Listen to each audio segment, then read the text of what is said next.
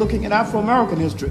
That means that I will be moving very rapidly over a large body of information, the kind of information that you need to devote a whole semester to.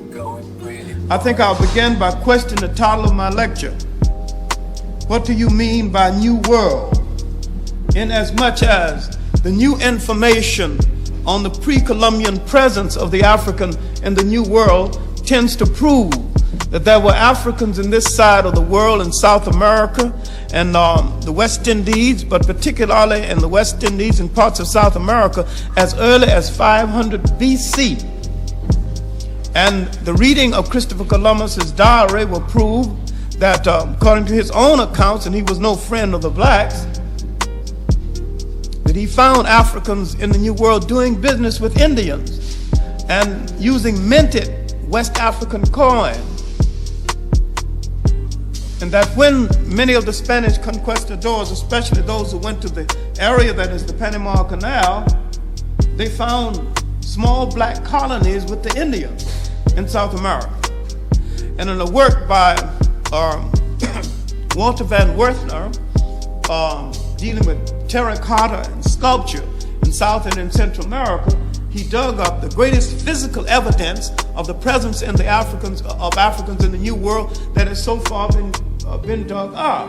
And in early works of Carter G. Woodson, and in a 3-volume work by Leo Weiner called The African and the Discovery of America, he said, and he pretty much sustained what he said, that the African could have preceded the Indians in this side of the world, and that a lot that you think of as Indian culture is African culture.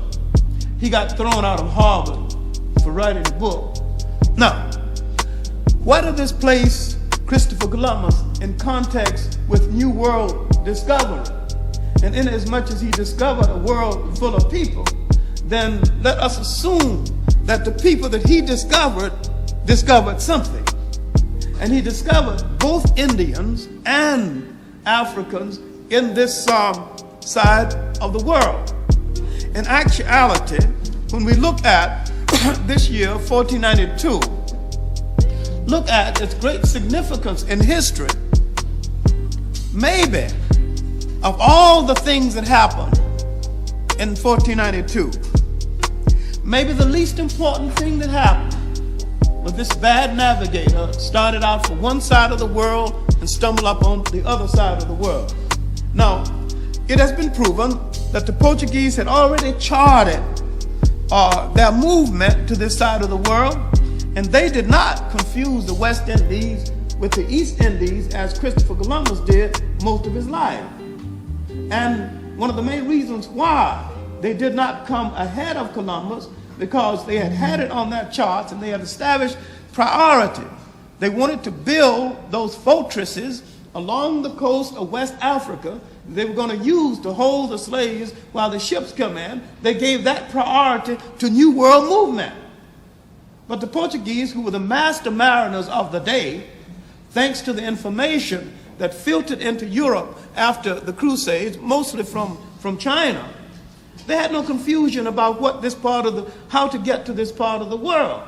All right, now, my point is, had Christopher Columbus not come, Europeans were going to come anyway. Now, there is all the talk about, which is beautiful folklore, about the debate between whether the world was round or flat. These were old wise tales told in Europe that had no great significance. Now, as the Europeans came out of the Crusades, began to recover some of their own strength, began to stir from the lethargy of the Middle Ages, they made a decision, and that decision still holds, and that is, whatsoever the world is in shape, round or flat, we are going to take it. And that is what they did.